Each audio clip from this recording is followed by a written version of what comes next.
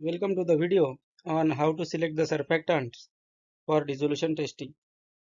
This will be a short video to let you know regarding the surfactant selection. If the drug molecule is low soluble and if the sink conditions are not meeting, that time we can use the surfactant in the dissolution media and then we can perform the dissolution testing. So before finalizing the surfactant, we should check different surfactants. We should check the effect of media pH onto the dissolution and solubility of the API. We should also check whether increasing the RPM up to the required speed or the mild conditions up to the mild conditions like 75 RPM for paddle, 100 RPM for basket is working or not. And then if it is not working, we can use the surfactants. We should screen the surfactants. We should do the solubility study, and based on that we can select the surfactant and then we need to select its level. So why surfactant selection matters in the dissolution testing?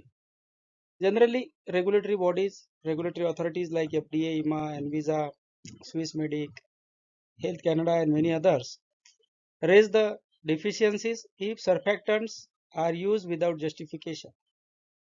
Selecting the surfactants as per the reference is not acceptable.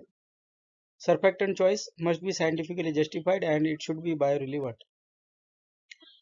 The example of the questions are like, what is the justification for using 0.5% of the SLS? Was the optimization conducted to select this concentration? So first is why you have selected that particular surfactant, why you have selected at that level, and then what type of studies you have performed to optimize the concentration. Then scientific approach to surfactant selection. First of all, we need to map the API ionization to the surfactant types.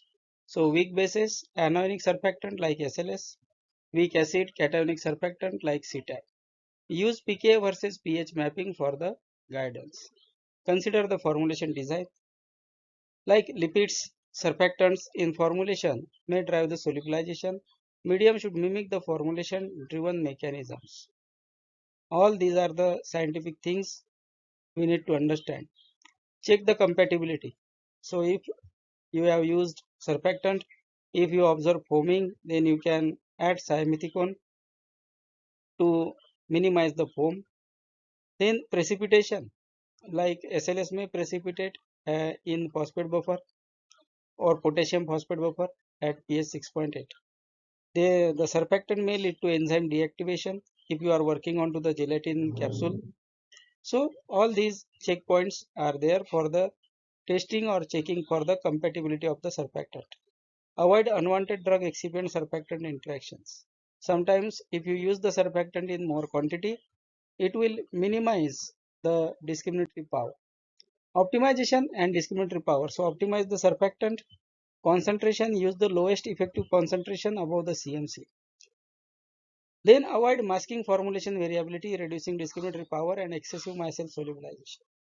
So always go through the USP chapters and go through the literature, go through the OGD media provided by the US FDA. Check the surfactant concentration used by various other manufacturers or applicants and get the information. Ensure the discriminatory power is meeting. Method must differentiate the batch variability, formulation changes, and maintain the biorelevance without over solubilizing the drug.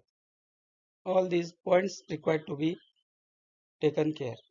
The surfactant use is less important than why it was chosen and how it was optimized.